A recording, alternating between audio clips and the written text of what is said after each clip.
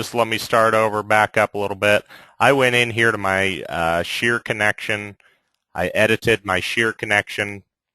Showed you here we can change the bolt type. We can also change the bolt diameter. So I pulled that list down and I selected the 7/8 inch diameter bolts there rather than the 3/4. When I do that, SDS2 Connect designs that connection with 7/8 bolts rather than my default of 3/4.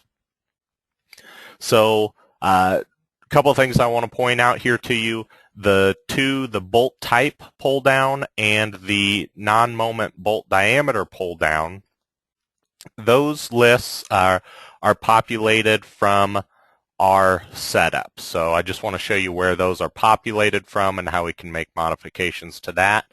So under our options pull down on the SDS2 Connect toolbar, if we go into setup,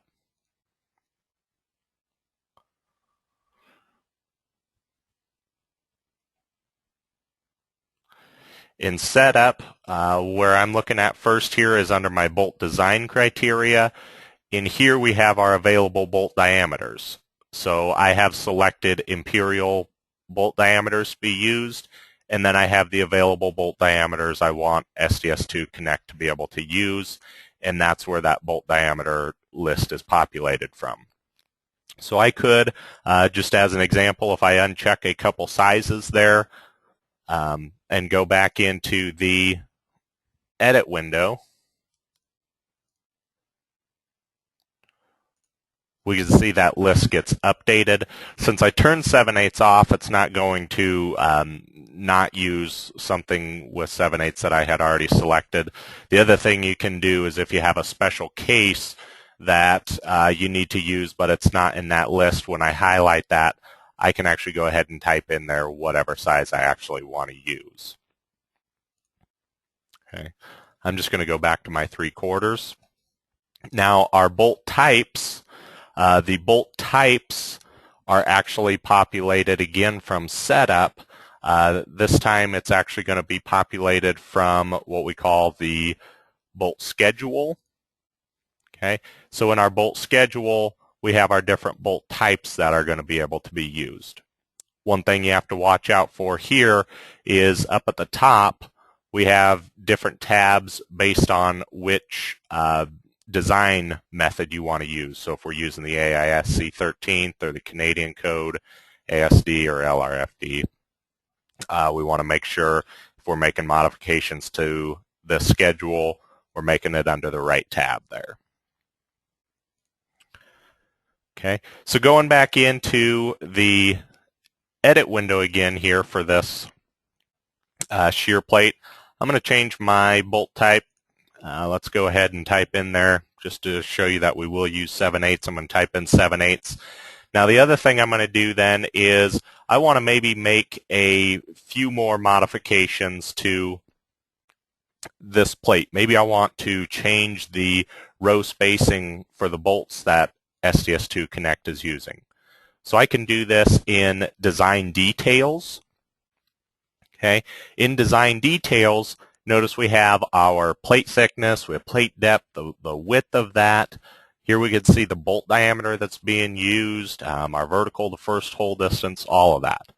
Currently, everything's going to be grayed out. I can't actually change this. What I need to do is I need to come up here, check the box up here for user connection, and then everything becomes available. Okay, so maybe in this case I want to increase the vertical hole spacing. So when I select the vertical hole spacing, notice to the right we have some arrows next to a couple other fields. This indicates to me that by changing the vertical hole spacing, these other fields could be affected by that. Okay, so watch as I increase my hole spacing. If you watch the plate depth up here, I'm going to go ahead and type in here, let's just say 4 inches. Now my plate depth hasn't changed yet, but as soon as I hit tab on my keyboard, my plate depth updates to account for the extra hole spacing there. Okay, so I'll go ahead and say OK. Okay, and then you can see, you notice we get the additional hole spacing there. Now, if I go ahead and go back in here and edit that, go back into design details. One thing I want to point out to you guys here, and I'll show you, once I check that user connection box up there, basically, SDS2 Connect is going to let you put in whatever values you want into these different fields. So you could put in values that are insufficient for the loads required. Just keep in mind you're completely in control of the design of this connection at this point when user connection is selected. So I could come in here then, let's say I just increase my rows of bolts. That's going to update my plate depth again. So if I go 6 rows of bolts, okay, with that 4-inch spacing, I don't have enough room on that beam to for that 6th row of bolt. So you see we're falling off there. Since we're falling off the material, we don't have anything to bolt to, so we don't actually put in that 6th row of bolt. But we can see there that we can put in insufficient values when user connection is selected. Keep in mind you're the one in control of that. I always stress that. So I'm going to go back in here. I'm going to take that back down. Let's just go back into the design details, and I'm going to change my hole spacing back to 3 inches. I'll leave the 6th row of bolts there. Okay. Now, we still get design calculations on this. Basically, at this point, what we're doing is once you input your values, SDS2 Connect will go ahead and run through a check of that connection using the values that you input. So let's take a look at the design calculations report. And this will be pretty much the same as what we're used to seeing with all the system design connections. You'll hear me refer to system design connections. Basically, when I say that, I mean it's the connection that SDS2 Connect designed, before you checked user connection or anything. So one thing I want to point out here is with a system design connection, down at the bottom of our limit states here, you would see a note that says something along the lines of this connection is okay, it exceeds or equals the required design loads. We don't see that here. The other thing we get is a big note up here just telling us it's a user connection, review may be required. We still get all the limit states. It's still using the values that we input. I can still get the extended calcs out of that. If I look at the extended calcs, I see all that. So we're still getting all that information there.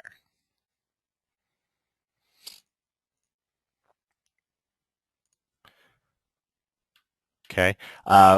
When we have our connection set to user, if I go ahead and edit this connection again, the other thing we can come in here and change under our end preps, we can change the end preparations that are applied to our members. So in this case, the bottom flange, we have a plain cope. If I just slide that out of the way, we can see we just have a regular cope in there. We got the length and the depth and the radius of that. So we could go ahead and change that if we wanted to. Maybe we only wanted the near side of my flange to be cut, so I could do a cut flange flush. I could enter the length on the near side that I wanted that to be cut flush. I will tell you in this case when I do this, it's not going to give me the correct representation. All the calculations and everything are taken into account. We just don't display it 100% correctly in the Revit model. If you transferred that to SDS2, however, it would get transferred. You would see that. So again, with this, and I'm going to go ahead and show you this, you can, and Connect will allow you to input a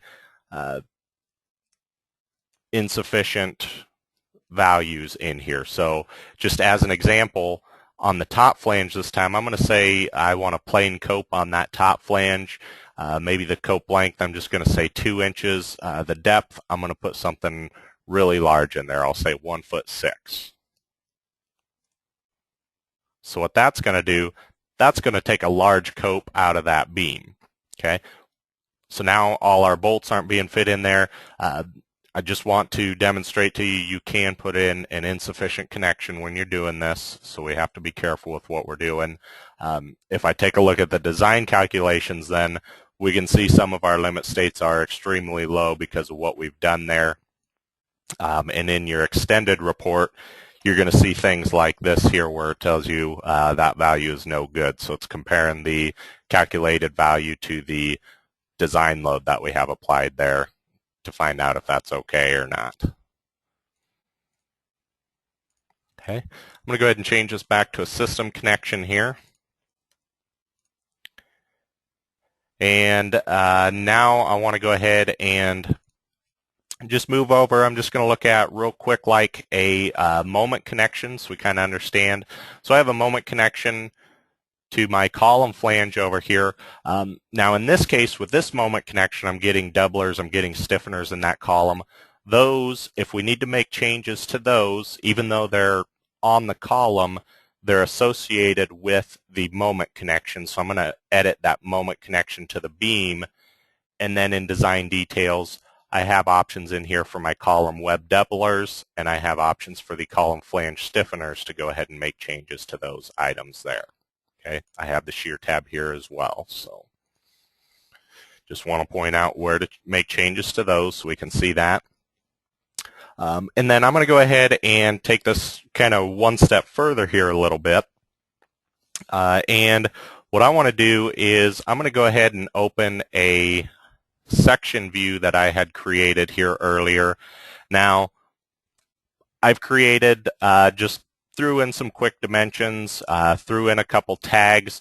The tags that you see here for the angles and the plates, if anybody wants, I have a tag family that I use to create those. If anybody wants that, they can email me here and I can send it to you.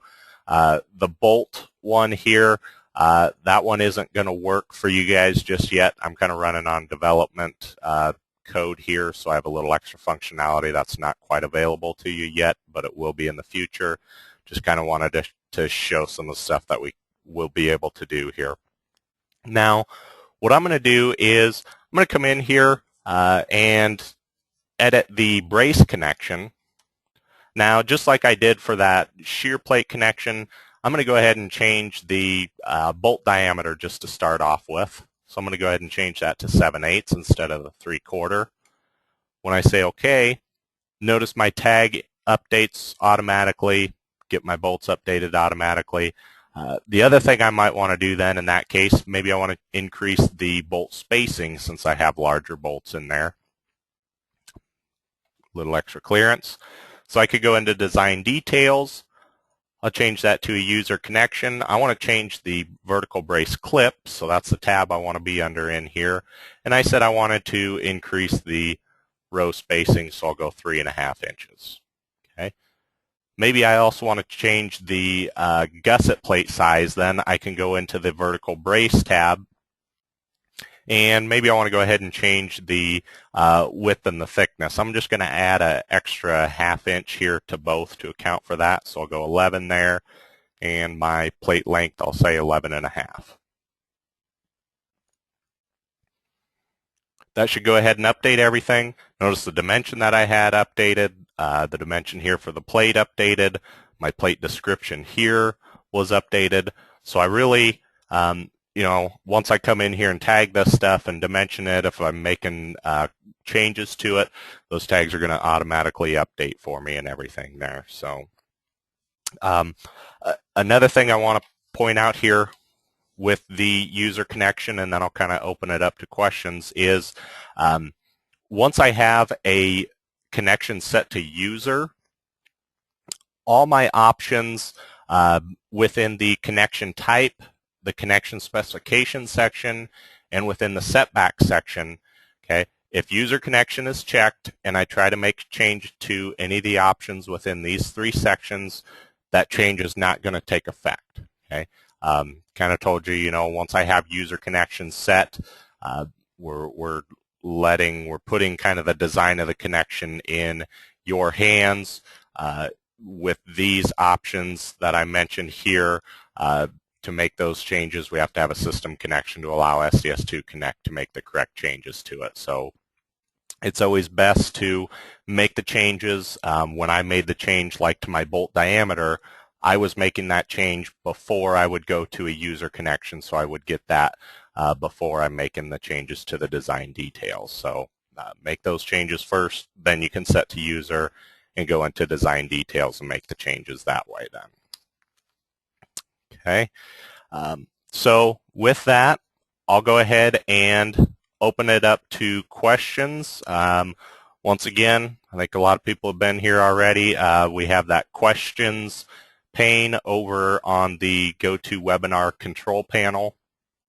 So if you guys want to go ahead and type in your questions there, we'll go ahead and get some questions going. And it can be with anything we covered today or just anything else SDS2 Connect related. So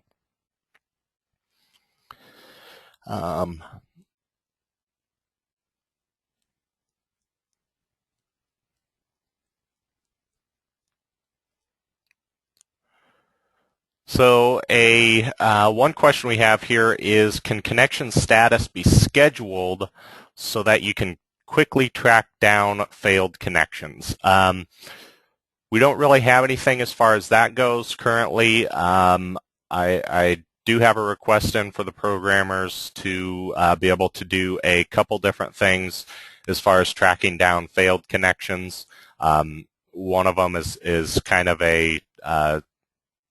another tool that we've actually incorporated that will allow you to search for failed connections and see those and edit those in another individual screen.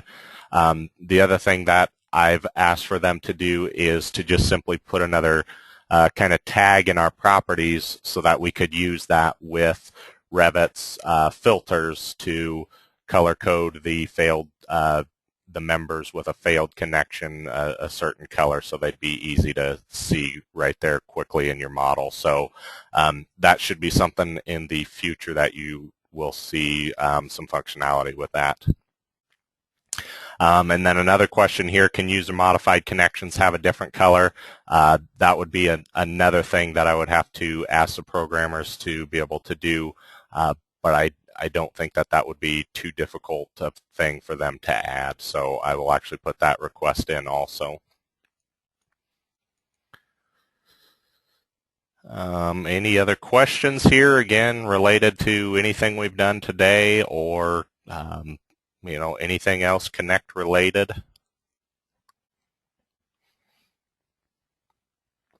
How about scheduling connection material quantities? Is that in the plan? Actually, we should be able to schedule connection quantities already. Let me go ahead and see if I can do that quickly just to kind of show you that it can be done here. So I believe under my view pull down, if I come into schedules, I do a schedule / quantity. I want my structural connections. And what I'm actually looking for, most of our information is going to be in the comments field. I should be able to grab the count there also.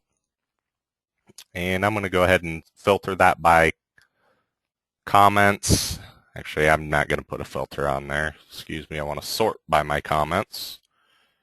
And let's just go ahead and throw a header in there. And I'm going to put a grand total.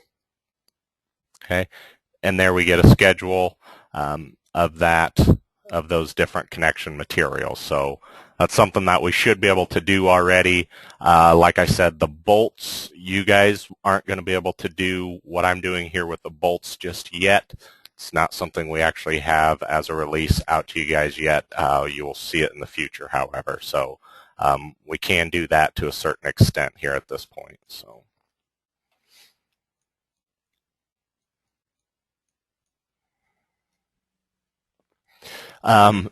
Another question here that I'll touch on.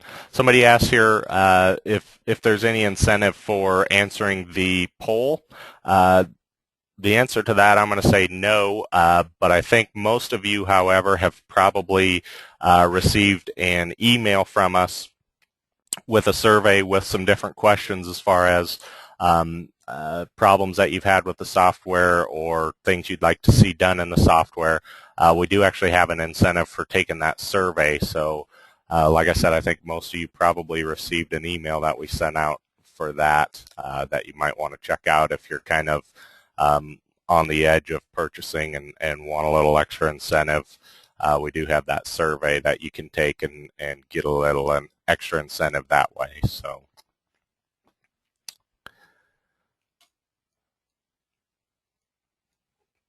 Do we have any other questions here at this point? We're a little slow on the questions this week. I kind of expected a whole slew of them.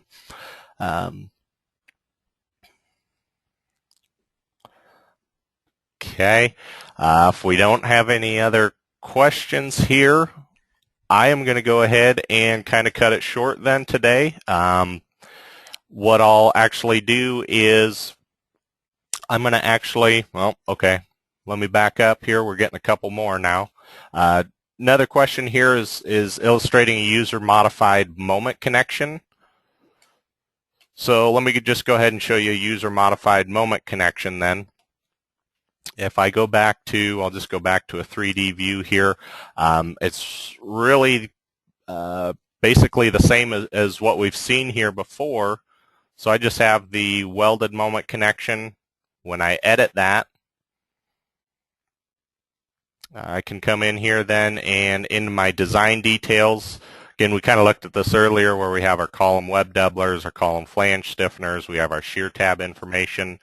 So if I set that to a user connection, maybe I need to increase the stiffener thickness, okay? So we have 3/8 there already. Maybe I just want to go ahead and throw in a 1/2 inch there. We're going to get 1/2 inch stiffeners, and I can adjust the width or anything that I want to there as far as that goes. So pretty straightforward. Like I said, very similar to what we kind of did before. We're just setting it to user connection, changing the value that we need there. So. Okay. I'm going to go ahead and what I'll do here, I'm just going to open up that poll again here, just so if anybody did not, I believe I can open it up here again. Maybe I can't. Okay, it's not going to let me open it up again, so I'll cancel that. It looks like here most people are interested, so everybody has an idea. Most of the people were interested in troubleshooting failed connections, so I'll probably go ahead and make that our next topic. So look out for that email here. And I just want to thank everybody again for attending the 30 at 3 this week, and everybody have a good day.